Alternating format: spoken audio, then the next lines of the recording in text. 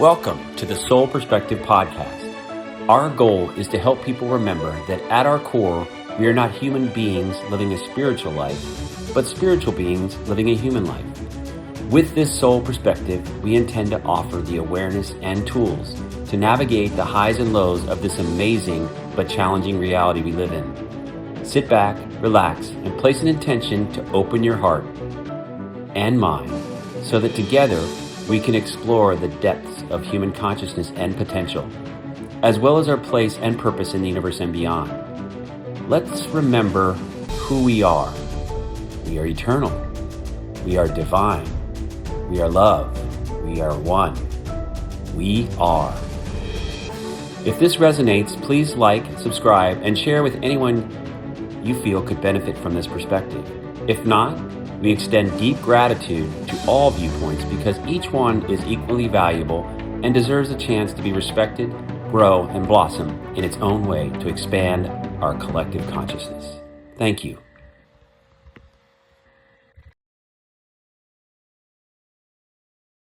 In this episode, I'm going to be speaking with Gina Noetica, my amazing Soul Perspective podcast co-host. Gina is a 26-year expert, quantum energy alchemist, a Reiki master teacher, a consciousness coach, and lifetime experiencer exploring the reach of human potential. She is also a water communicator and, most importantly, the mother of 2 starseeds. She is also the founder of the Center of Expanding Consciousness. Her work weaves together the practices of quantum energy alchemy, heart coherence, breath work, remote viewing, out-of-body exploration, and human-initiated contact with extraterrestrial life, also known as CE5. Through this work, Gina teaches what it means to live in deeper coherence with ourselves, the earth, and the cosmos. Her motto, stay curious, expect miracles. Let's begin. How did you get started on this journey and all the experiences you have had that have got you to this point in life and your capabilities and so on? Oh, straight into big questions, huh, Jeff?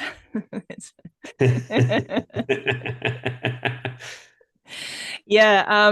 Well, welcome to everyone that's, here and tuning in and listening. And, everyone's soul journey is so different. And thank you for asking about mine. And I'd love to hear about others and yours as well. And this podcast is really exciting that you've put together because I feel it's really needed right now so that people can navigate their way through this time of extreme change, but knowing that we're all going through it. We've all got our different ways of going through it. But all of our ways are just our own stories, but we're all actually on the same path. We're all just trying to find our sense of belonging, our home frequency during a world that is changing rapidly around us. And I love the fact that you and I are on different parts of the world. And we've both got very different soul journeys, but we're navigating it together and exploring these questions. So it's really cool. My journey really started, I guess, from birth, or I guess you could say even beforehand. I'm not someone that really has any remarkable story about going through a spiritual awakening because when I was born, my earliest memories were still very connected. I still remember very clearly around 2.5, 3 years of age, exploring out-of-body experiences, astral travel, getting into healing. And what I mean by that is simply and naturally being curious about healing. So if my pet cat, when I was little, I had a pet cat called Henry Higgins, and I loved him to pieces. He was like my best friend. But, cats would do what cats do, and they would go hunting for birds, and he would bring in like a little sparrow or a little blackbird or things like that into the house sometimes. And, my heart would go out to the bird, and, I'd always tell my cat to leave it alone, and I'd pick up the bird, and it would be, transitioning. It'd be pretty close to, either being in deep shock or bleeding or, close to death.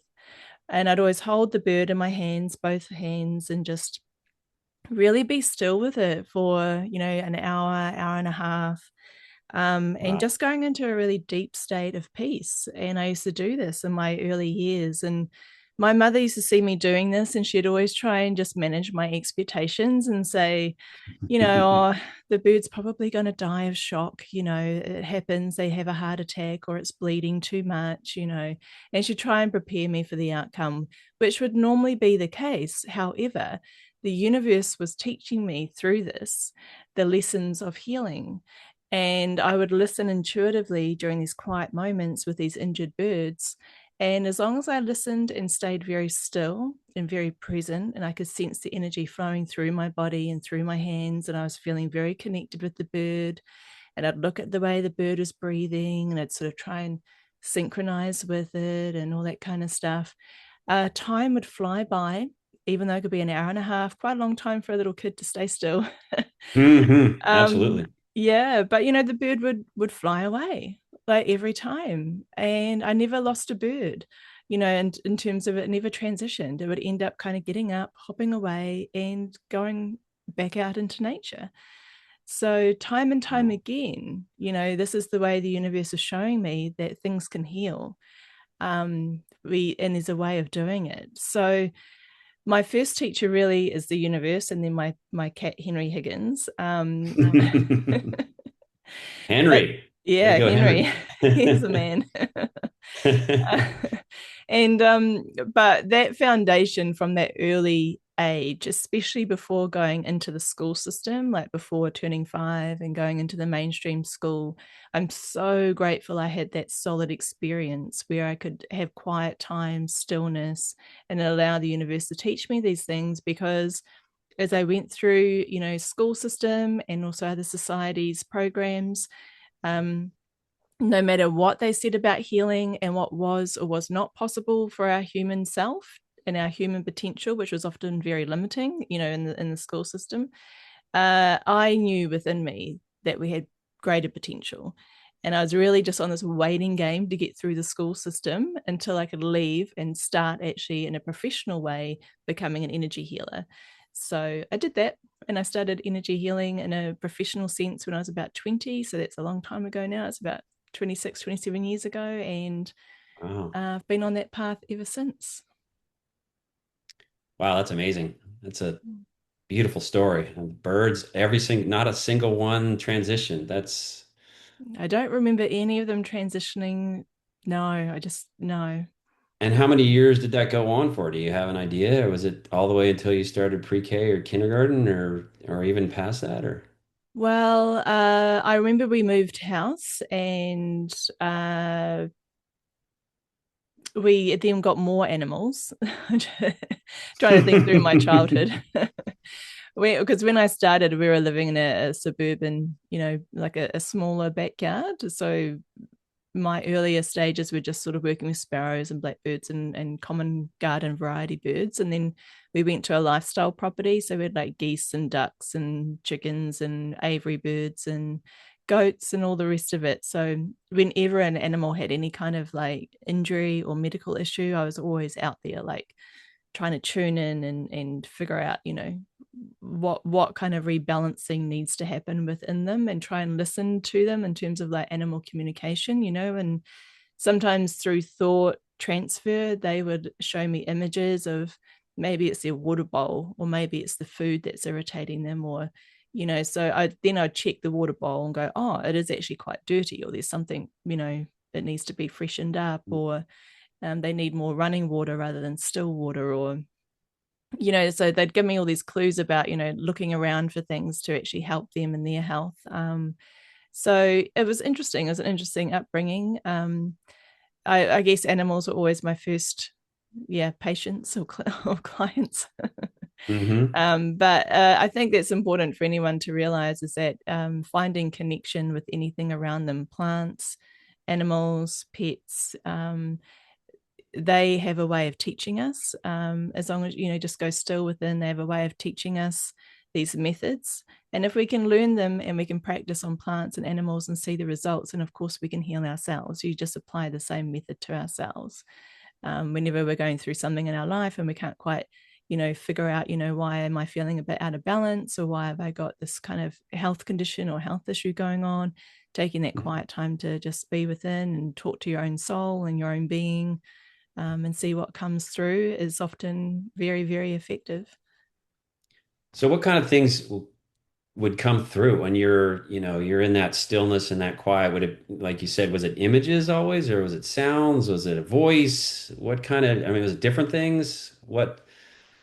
How did you, like, if you were to explain this to somebody that hasn't had those experiences and, would want to try, for example, how, what could they look for? Is it a quiet whispering voice that, or what are the different signs that you've seen in your experience of, understanding or calling in, I guess, that healing? Because the way I understand it is you're calling in the healing of that being, that creature, that being, that life form to heal themselves, right? To some extent, you're helping the energy to flow through so and that's my understanding anyway. Maybe you could explain better. And you said, for example, that you almost get a sense of what it is they need to help, with their situation.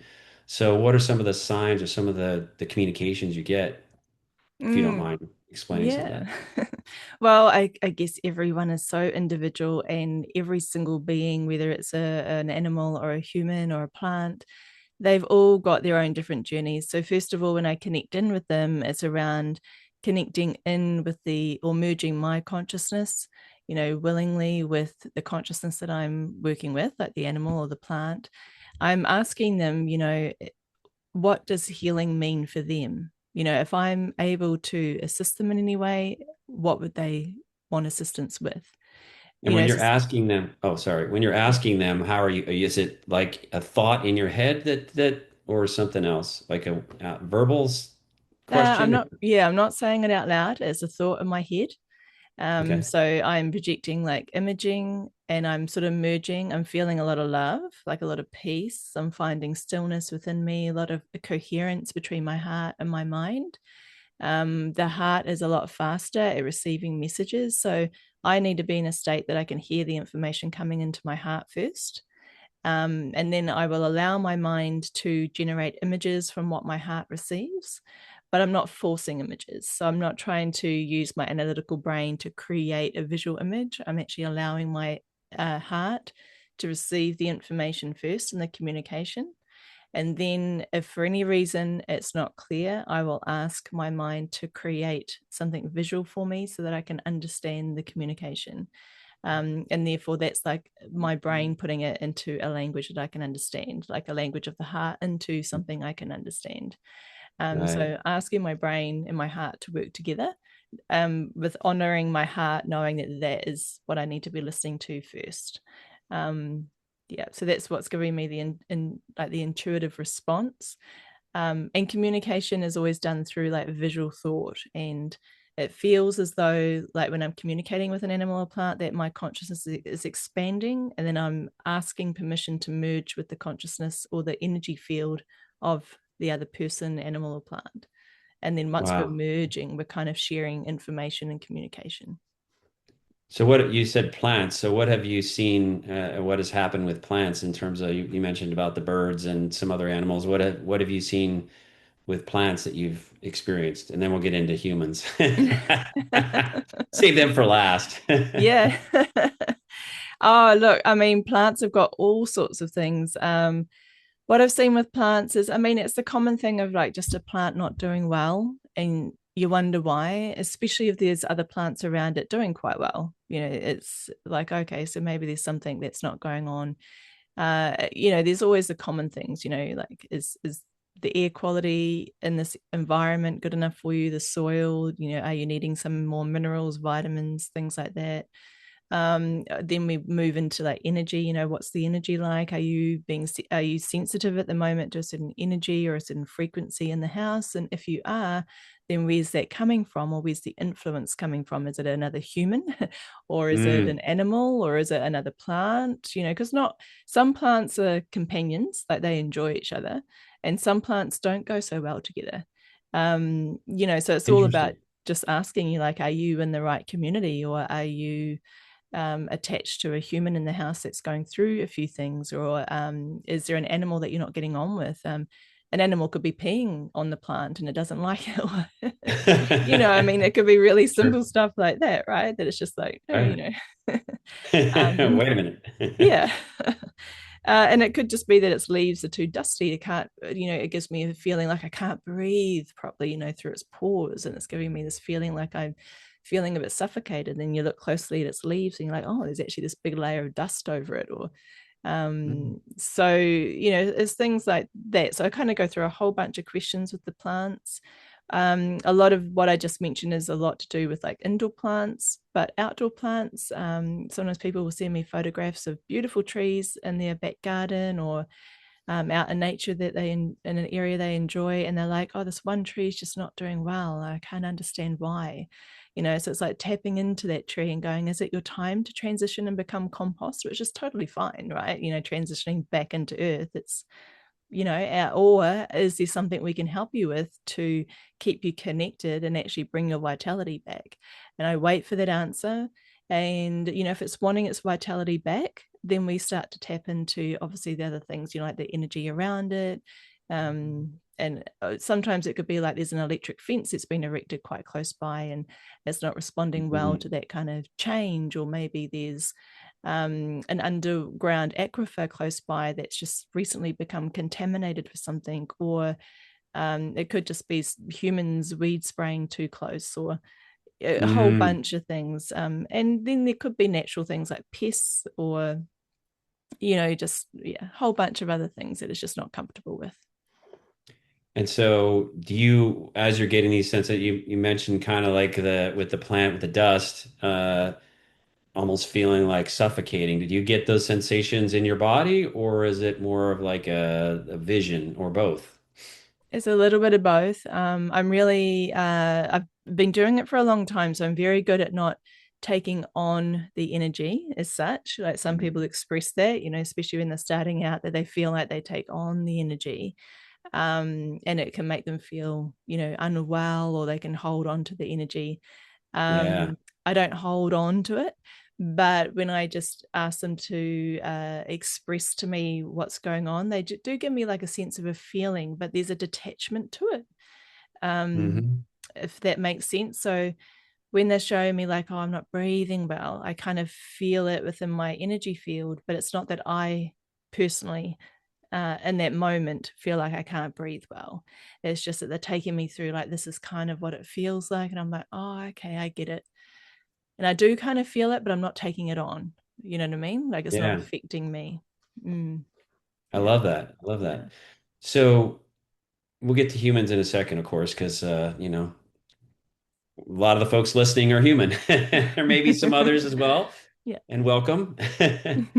But I also wanted to ask, because I know you have a lot of knowledge and experience with the consciousness of water and the wisdom in water. And so, was it in through some of these conversations, or not conversations, the communications, the connections through energy to plants and animals? Is that where that came from, or was it in connect? Did you start, and how did that come about? Oh, how did my whole water journey start? Yes, yes. Oh, that's a bit of a big conversation. Well, the 30-second, if you can. If not, we can save that for a whole nother podcast. Yeah. um, in brief, I've always naturally had reverence for water. Right down to being a kid, I used to tell off, my best mates if they were visiting and, staying the night, brushing their teeth and wasting the water, like leaving the tap on. It's just one of Mm, those things that I used to be like, it didn't come from anywhere. It just came from within. It was like, don't waste the water, like have reverence for it, like look right. after it. And then jumping on a few decades into my like late 20s, and early 30s, I've always done healing work, but I was very much also into the environment. And around the mid 2000s, climate change started to come through as a big thing, in our media and people talking about it a lot. I thought I was kind of into climate change. I mean, I did some pretty big things back then, like got scholarships to be, get fellowships into certain organizations to sort of help, educate people on climate change. But as I went through this and started to talk to a lot of scientists and things, I was like, oh, actually, it's not climate change that I'm into at all. Well, a little bit, but it's actually more around, I just don't want people polluting our backyard. I want people respecting Mhm. the planet, but Right. more around the pollution aspect. It wasn't so much about the whole climate change. Like, yes, climate Right. is changing, but how, that's debatable. And I wanted Sure. to step out of that debate because actually it was just, I didn't like the way humans are treating our own backyard, so to speak. Now, water was a big part of that. So what really moved me back in like 2009, 2010 was going to an environmental film festival and seeing like plastic in our oceans and the devastation that was happening on the albatross, species, and of course turtles and humans. Like, I mean, it's just worldwide impact. It's a Right. huge problem. That moved me so much that I actually began a plastic free campaign, and me and my children and my family were the first family in the world to live plastic free completely for 2 years. So Wow. that was a huge thing. And, the media in Australia got hold of that. And that was great because that also encouraged a lot of other people to go plastic free. I love It that. helped to encourage organizations to start those keep cups, where you actually take your own cup along to get coffee and not just Yeah. use takeaway. So that was the sort of start of all that. My children Wow. raised in cloth nappies, not plastic. And so it was a kind of like the birth of a lot of things. And then I used to be like the person that would take my own containers to the supermarket and say, I want you to fill my container at the deli, with this and not plastic. And so I was sort of behind the scenes, navigating policies and advising government and corporations about how to sort of go plastic free. And the world's kind of caught up on that now, so I'm grateful. So that was my first entry Yeah. point into caring about water, because all of that was about keeping our oceans in a more healthy state, like less plastic going into our waterways and our oceans. Absolutely. Yeah, so that was kind of like that. And then we jump into that was like the practical everyday action approach and the Right. grounded approach, and challenging the society's thinking and norms around plastic and not just accepting plastic. Then moving into recently, like 2 years ago, where my own guides were coming through really strongly about the next stage of my focus with water, which was the spiritual journey. And then I spent, so through the guidance that I received, I ended up me me and my family like moving, like just packing everything up in the house, and we traveled over a year full time within New Zealand, experiencing different locations of water, so different bodies of water, so lakes and oceans and rivers and aquifers and underwater caves and Wow. mountains and all sorts of things across New Zealand. And so this was a spiritual journey because each location that we went to, there was different codes, different light, different information to receive through the waters and through the cosmic waters as well. Um, and that So when had, you, yeah. oh, I'm sorry. Oh, I yeah. was going to say, so when you say receive, how, like, how did that come through? Was it as you drank the water or just being in stillness near the water and what kind of information came through? Just for, Mm. the audience that, may not understand, light codes that came through or come through, or what does that feel like? How do you Mm. sense that? Yeah. So always through bare feet on the waters, like either Uh, like if you think about being on a beach, so it's about having bare feet on the sand, as it sort of starts to, the water's coming over the sand. So just only needs to be like ankle deep, but it's just like the waters within a certain location. There could be a really interesting frequency of the area of the sand or the ocean that you're in, a bit of a portal or just information stored there. So some of the lakes I'd actually have to go swimming in, and some of the lakes could be very, very cold.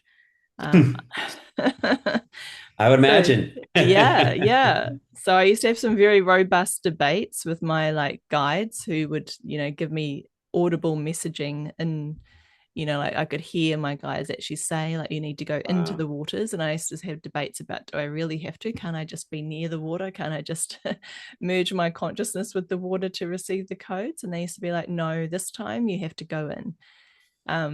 So sometimes it'd be like 2-degree water, like really cold, and I'd go swimming. And but I understood why, because when I was in there was something about being fully submerged in the water and surrendering to it that was sometimes overwhelming in the spiritual sense. Hmm. If you've ever cried in terms of having tears, like we call it, like lacrimating, like lacrimation, where the tears flow, it comes through as a spiritual acknowledgement. It's not because I'm sad or upset or hurt or anything. It's Hmm. just a blissful kind of crying. So Yeah. sometimes those kind of feelings would come through, and it was a way of knowing, like my whole being, knowing that I'm in the right place at the right time. I'm supported and I'm receiving information, even if it's not, and it like something my brain can decipher. It's information that my energy field is absorbing, and that information is going to be useful at some point in time. I don't have to understand exactly what it is right there in that moment. I'm just being in Okay. that moment. And then as I need the information, it will unlock and, come Come through. through. Yeah. For the brain to start to understand so you can communicate it out, or is it always just a feeling that stays that way? You said as it starts to unveil itself over time, is it something that you start to consciously through your brain understand, or is it more of a just a feeling when you get close to the water, you get that same Both. euphoric kind of both? Yeah. Sometimes it's just a feeling, and it's just a feeling for me in that moment. But then sometimes it can be months later where I can be talking with someone, or I can be in a situation and the waters will start to come into my awareness again. And I'll be like, oh, I'm starting to decode the information and the codes that I received from that water. Like it could be like 3 months earlier. And just now it's come back into my awareness, and it's coming out like verbally, or Wow. or through action, or through a knowing. And I'm like, oh, okay. Like, yeah. I had an experience when I was in Shasta a few months ago, and I don't feel like I have a connection with my guides where I hear them. I feel like a lot of my connections are synchronicities, or maybe somebody will say something and I feel like that might be a communication. And that's kind of what happened in Shasta. So I was there for a spiritual awakening event, and I was there a day early. So I just met up with some people. We went to a particular waterfall that was supposed to be not supposed to be, it is a portal. And so I was there with this group, and there was a Native American that was doing that was with that group, she was kind of going through a ceremony, I should say, and she had this looked like a compass, but it had different symbols on there, and they kind of look like some of the symbols. We'll say that for another podcast where the stuff that's come through to me at night, but it looks similar to those, and so I was curious and I asked, "What are those?" And she didn't really answer my question. She said, "You need to get in the waters and swim to the other side where the waterfall is." And so I'm like, okay. So I did, and it was bone-chilling cold. And Mm-hmm. I swam across, barely made it because I'm just not used to water of that, that's really coming right off, the mountain, and the glaciers there. And so it was fresh snow melt, and it was ice cold. But I swam across.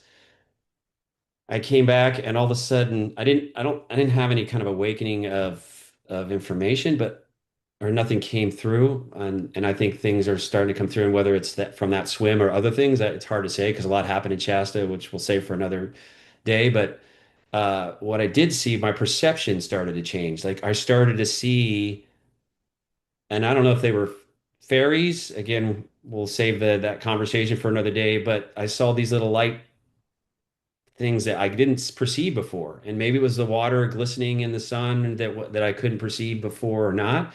But all of a sudden I saw, well, just thousands and well, hundreds of thousands probably, or even millions of these just glittering and floating around, and they seem more than just, like I said, water vapor or spark, little. droplets of water in the sun. But anyway, um, again, I guess the curiosity here for me is, have you ever had an experience like that where it kind of opens your awareness to the environment around, like that in your experience? Yeah, look, I think well, I think what you're describing is exactly what the waters are all about. It's, from my point of view, in terms of the water journey, and what I'm coming to understand now is that we're in a time which I call the epoch of the waters. Um, Mm, and it's in kind of alignment with the age of Aquarius, which I know we started a few decades ago, but I feel like now we're actually really entering the epoch of the waters. If I sort of jump back a little bit, like, so we've got the age of Aquarius kind of, mhm, changing, I guess, around the 1970s onwards, sort of thing. It's a slow, we're slowly transitioning into it. And then we've had the, the Mayan calendar change, or, like around 2012. mhm, That's more like the end and start of a new cycle. So we're kind of coming into that kind of new age cycle. So for me, I refer that to the starting of a new time where we're going to gradually become less linear in our thinking around time and start mhm, to move back into the organic form of time, which is where time exists everywhere all at once. It's not even quite cyclical, it's just available to us all the time, because we start to realize that wherever our awareness is, no matter in what dimension or what, wherever we are, that we exist in all many places at once, and we have access to seeing through time and all that, all at any point in time. um so I find that interesting, because I find like that 2012 era was also part of the shift into us going back, like leaving Gregorian time behind and actually shifting into our natural cycles of time and rhythms. And then we come up to the epoch of the waters, which I feel is now happening, where like waters, say in Egyptian, well, say in the age of Aquarius, that symbol, which is the water bearer pouring out mm, water, it's often talked about, and that is that zodiac is like, pouring out the waters of knowledge. So mm, I feel like waters have a lot of knowledge. So when we talk about energy, light, and information, I feel like that's a bundle, like we've called it knowledge, but I feel like there's obviously a lot more in that. There's a lot of wisdom in that we're going to start remembering. Now, interestingly, water has memory. And in Egypt, the hydroglyph for water is exactly what's in the zodiac sign. So it's the two waves of water. And it's interesting that it's two waves of water, because the original way of saying water is actually waters, which is plural. mm, So it's the physical waters, but it's also the spiritual waters. And mm, we've actually always talked about waters, and most Indigenous cultures, including the Māori here in New Zealand, call waters both, like Wairua, which is, it's the spirit and it's the physical waters. It's really only our modern kind of Western culture that has reduced it down to water. And that's really happened only after we invented plumbing, where we could see like water taking away our waste. um, we started to take the what a spirit. waste. Yeah. uh, so we at that point we kind of took the spirit out of the waters and just had water, and then we've just labeled it water ever since. I feel like we're going to start calling it waters again naturally, because we're going to start to understand that there is spirit within the waters. um, Once we start to realize the two waters again, like the Egyptian hydroglyph, and the spirit and the physical again, once we start to recognize that, we'll also start to access all the memories of the water. And like in Egypt, like mem is the word for water, like memory. Hmm. So I feel like as we start to actually have more reverence for the waters and start to realize that there's many different phases of water, like it's not just the three phases, like the solid, gas, and liquid. We are talking about the gel phase or the plasma phase a bit more now, the fourth phase. But my guides have told me that we're going to, within 2 years, be talking about 7 phases of water quite commonly. And Seven. then Wow. 7. So there's like heaps more. And then they said that within the next 10 to 20 years, we're going to be talking about 24 different phases of water. So we've got lots more to kind of expand into. Is that Um, like the 24 chakras that I hear that ah, potentially we can tap into? Anyway, sorry, I didn't mean to get off on a tangent, but it it, seems like 24 seems to be, and I've heard 12-strand DNA potentially expanding and all that kind of thing. So it's interesting that the numbers keep ending up being the same in different areas. So 24, wow, that's amazing. Totally. Well, we should explore that because I would not be surprised that there would be some link within that, especially as we start to activate more and more of our DNA, activating more and more of the waters within us. So I would not be surprised at all if that's all linked with the energies and the frequencies of the different chakras. Um, yeah, totally. Wow. Yeah. So I feel like as you sort of talking about that Mount Chester experience, that the waters are definitely coming online in terms of being in our awareness more and more. The memory held within them, like the light information and codes and frequencies, when you're immersed in it and you're surrendering into it and you're just having a moment where it's just you and the waters, Hmm. your perception does start to broaden. It starts to go beyond your current physical matrix that you've been conditioned to believe that you're in. And you start to see like the sparkles, or you start to see the veil is thinner, you start to see more interdimensionally. You start to realize that you are connected to so much more. Like you are one connected with the waters, but connected to everything around you. And the water that you're in has so much information because we're in a closed loop earth, really, when it comes to Hmm. water. Like all the water that you were swimming in has at some point in time, been right up to the sky. It's traveled Mm. around the earth in clouds. It's fallen down somewhere. It's been drunk by different animals, elephants, snakes, insects, humans, dogs, everything, right? It's come out the other ends of them. It's gone back into the soil. It's found its way through aquifers and lakes and rivers, and it's evaporated through the sun's heat and the sun's light back up into the sky. And so it's just been this closed loop system for billions of years. So the water's seen everything, it knows everything, it knows the truth of our history more than anything else I can imagine. It's Mm. got everything that we need to know in it. So if we can listen to it, that's our way of finding out the truth about our planet and about our history and who we are, as well as understanding the truth about our interconnectedness, and that we are all one, because we are the very waters that have been in every other creature on this planet as well. The ones that we Right. have within us. So, mm. Wow, that's amazing. I found it interesting also the parallel of the water goes and takes on different forms, but it continues on, right? It goes on, and then I see that as I've awakened to the soul journey, like we continue on. We have this incarnation or that incarnation, and again, this is my belief. I think your belief in as well. But if this doesn't resonate with you, feel free to to not. Uh, you can comment if you want, but feel free. But this is the way I see it, and so I find the parallel between that continuance of the energy. Created, it's all energy at some point, at some level. It's energy. So we're energy.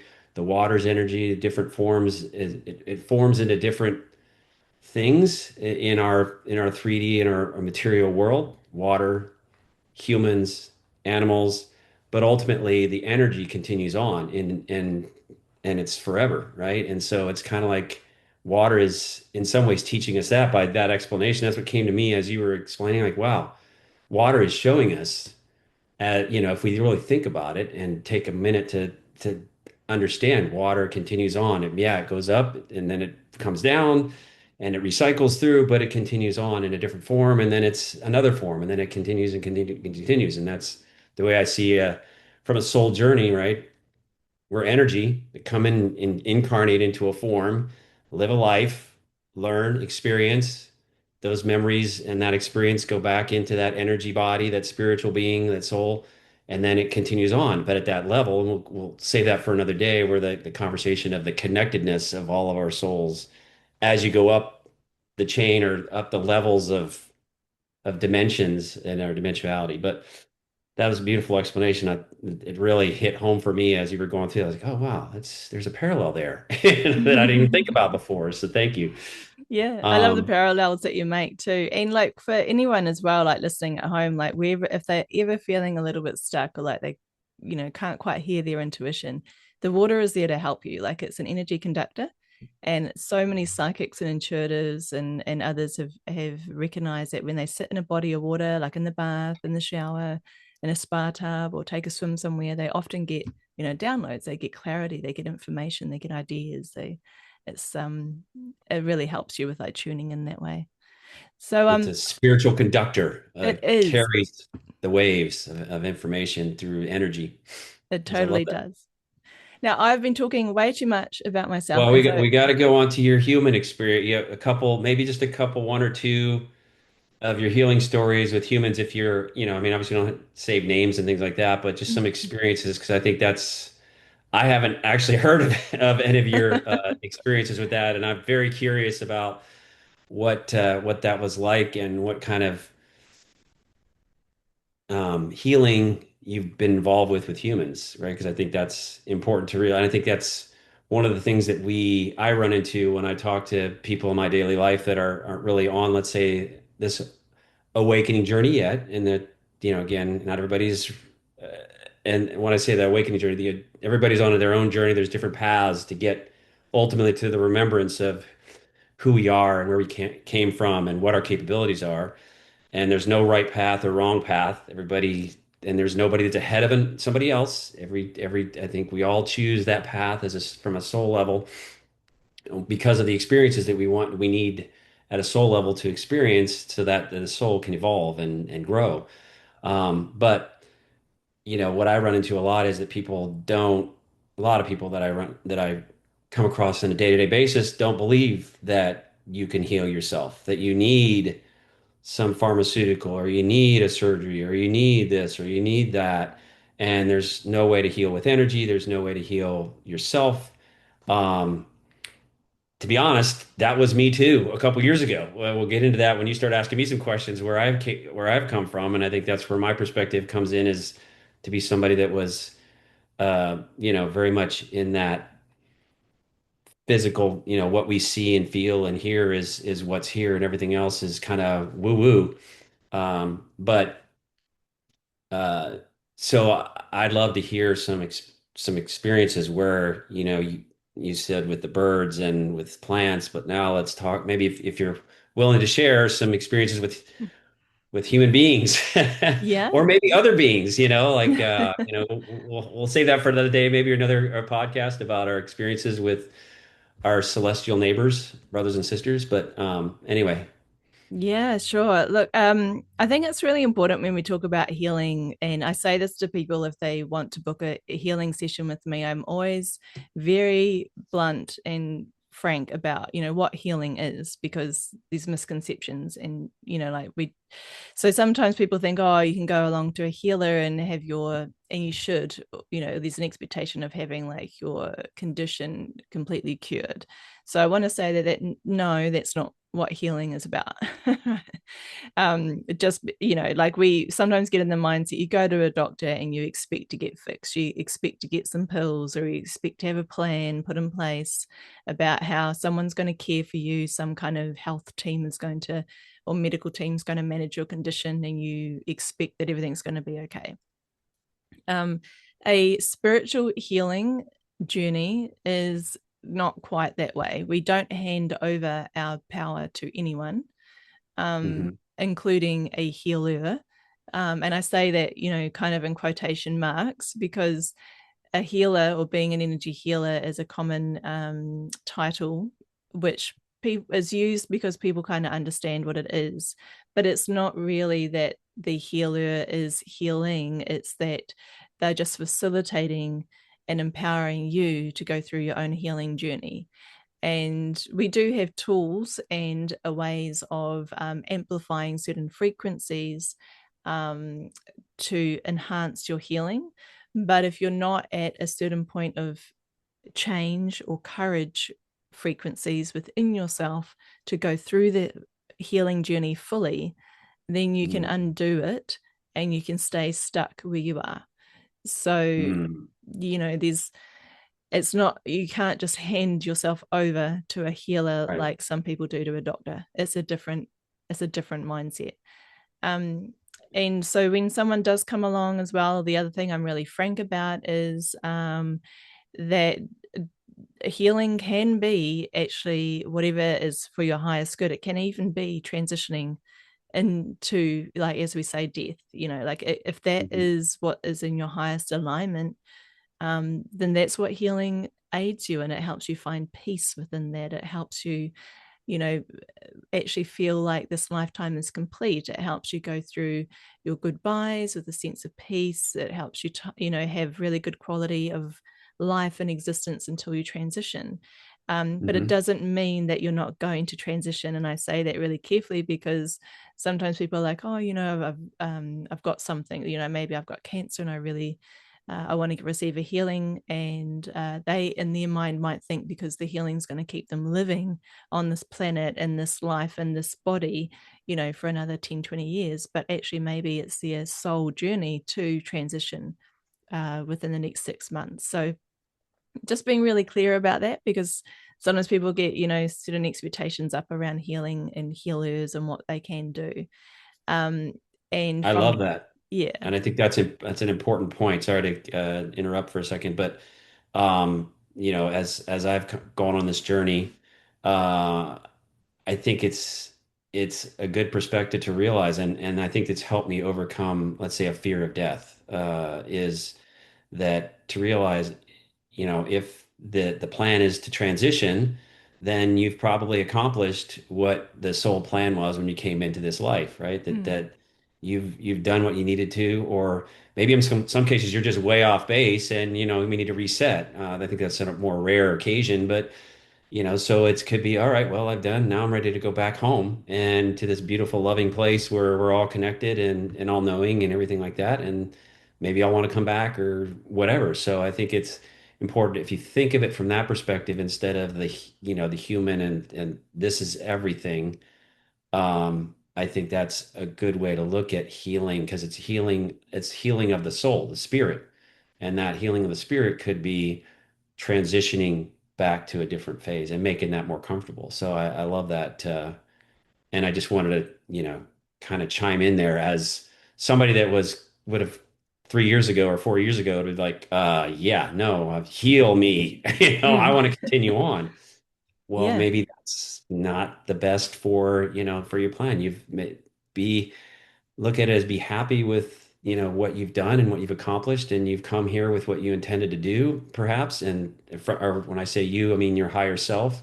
And so let's go back into the peaceful place where we all come from and download or upload or whatever you want to call it back in, and go over the lessons that we learned, and then start all over again if you choose, right, to learn more lessons, because it's all, like I said, part of that journey, and it's not just this life, it's many lives. And so thank you for that. Yeah, yeah. And you're totally right. It's all around that soul journey. And everything that we've done in this lifetime is like the waters, like the closed loop system.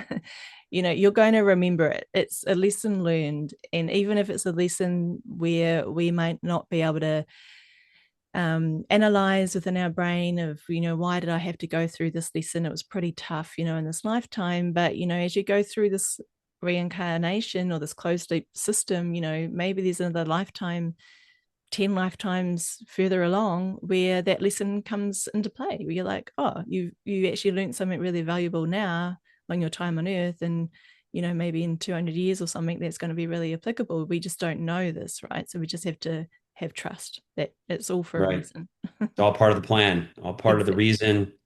And we can't understand it from, because there's so much knowledge and information, and this divine plan that we all have, I think, from a soul level, that it's like, I think somebody's made the analogy, it's like taking a cup and dipping it into the water. You're gonna, that's what we can comprehend, what's in that cup, but there's a whole ocean Yeah. of knowledge and information that you're not going to be able to understand in this limited physical body. Now, I think we're going to, as we explore this journey over the coming weeks and months and whatever, we're going to talk about how I think at least many of us that have grown up in I'll call it the matrix or the limited view of what we are, there's way more that we're capable of.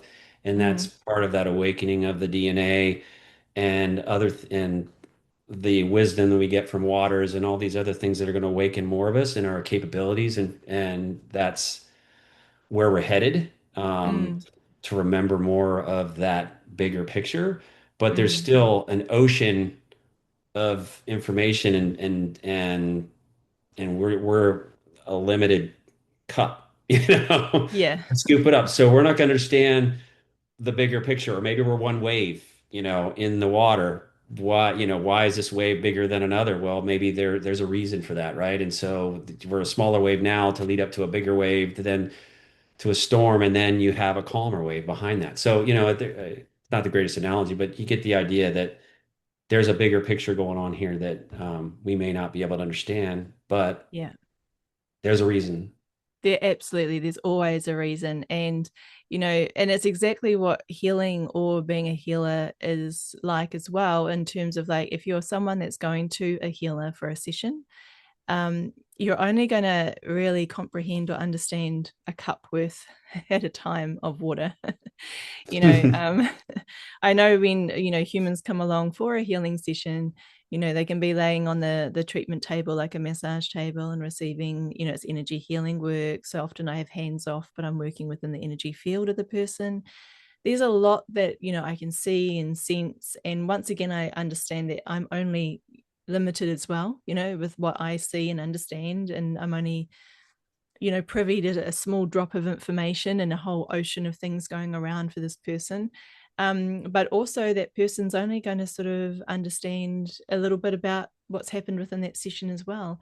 And I always know that I have to trust as time goes on, as they go through their day-to-day life, as weeks pass, things from the healing session, the alignment that they've gained through the healing session starts to actually be seen in real life. They go, oh, I feel more, when you're feeling more aligned, which is what healing is about, it's just being in align with your Hmm. soul path and your soul journey. When you are aligned, you just can navigate the ups and downs, the ebbs and flows of life with a bit more grace, a little bit more of an observational point of view rather than a reactive point of view. Hmm. But you also have that trust, knowing, oh, okay, it's really tough right now, but you just got that knowing that you are actually still in alignment. You're just, and it's going to change, like it's going to get better, and then it's going to get a little tough again, and then it's going to get better. But that is the human experience, and you start to just ride it, like you say, with the waves. You understand that it just rolls. That's what the human experience is like. It just rolls like that. um, Right. and healing is all about, one, just staying in alignment, not getting wobbled dramatically, off your center. And just also taking the opportunities that the universe provides for you. It's actually you being able to recognize those opportunities and go, oh, okay, I'm in alignment, so therefore I can recognize those opportunities and I'm going to go for it. I'm going to say a soul yes, as you say, like a soul yes to these things, Hmm. following your intuition, which once again, you can only see so far ahead of yourself. Like you say yes to get to that point, and then you're there, and then you get to that point. And this is what the journey's like. You don't actually see the whole journey in front of you and Right. understand it at any point in time. It's just, a little step at a time, and then you get to the destination. But we never really get to a final point anyway, because we just keep going, right? It just keep evolving. Eternally. Yeah. I Mm-hmm. mean, infinite. Yeah. Yeah, that's right. Beautiful. So thanks for But asking about the healing work. And I know for people as well, it can be really confusing and hard when people are going through some really deep transformational healing for themselves. But sometimes when we are going through really deep journeys as well, it's not always about us. And I feel like this is just a final little thing I'll just mention around healing. I'll give you a really like kind of a more of an extreme example of sometimes that I work with, like when children are sick, like say they've got a cancer or something like that. They can be really young. Of course, children are innocent. They've come through born perfectly, but they're going through a really traumatic healing crisis.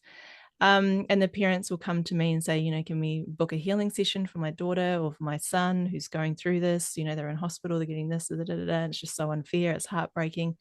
And of course it is. But, sometimes, and this can be hard to hear, but sometimes when I'm tuning in to a beautiful child and I'm tapping in and I'm like, what is this about? What's this journey about for you? Are you in soul alignment right now? Now, if I get a yes, if I get a response when I'm tuning into the child that they're actually in soul alignment, meaning they don't actually need a healing, like maybe the parents have requested that I facilitate a healing for them, but maybe they might come back every once in a while and say, I don't need a healing. I'm in complete soul alignment right now. Now, that can be a hard thing for other people around them to hear. But what it's about is that I agree, I came in because my parent or both parents, sometimes it's both, sometimes it's just one. My parent needed to go through this because they were so off track. And I'm just doing an example. These are real life examples that I've had come through my practice. One of the parents or both have been so off track, like say so materialistic, or so driven in the matrix, their business is a focus, or having the certain house, or having a certain image of what family life should be, but it's not heart-centered, it's not an alignment for the parent. They actually were meant to be, the parent was meant to be in alignment by now, and they're not. They've missed the opportunities to get onto their spiritual path. Maybe they should have started that spiritual path a decade earlier before and then the child's like, I could see this person struggling. They were meant to be doing X, Y, Z on their spiritual path by now, and they keep denying it. They keep suppressing it. They keep avoiding going down that path because they are so programmed into the matrix where they've got fear about actually coming out and following their spiritual guidance that has been given to them, but they keep suppressing and ignoring it. So, sometimes the child's like, I've come through knowing all this, and I'm here just to get that person to stop everything. They have to give up their business.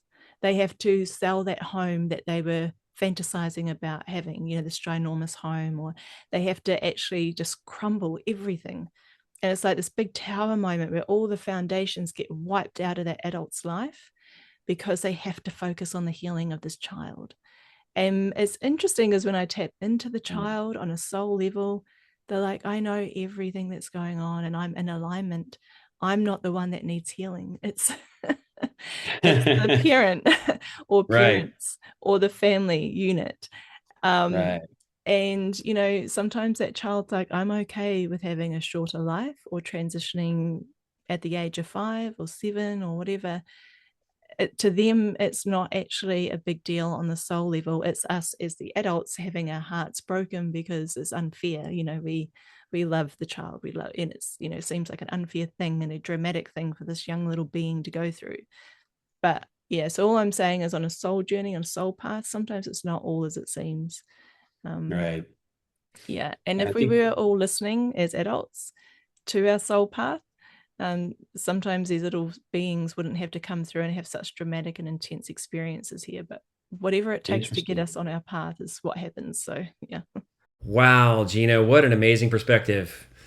I just want to thank you for that. It was such a beautiful walkthrough of your process of connecting with the soul, awakening the healer within, and accepting the results. I think that perspective may challenge a lot of people's thoughts and feelings about things, including myself, even a couple years ago. But I think it's an important perspective to get out there. And if we start trusting that the outcome will be the best for all those involved, and remember that the true journey is our soul journey, and we incarnate on earth to learn the lessons at a soul level so we can expand and grow as a soul. And those lessons could be good or bad, happy or sad, right or wrong, full of love or full of hate. Whatever the case may be, we're here to experience it all. Anyway, thank you again, Gina, for such amazing insights. And I want to thank all of you for tuning in today. And if this content resonates with you, please click like and subscribe and share with anyone that you think could benefit from this information. And thank you and enjoy your journey.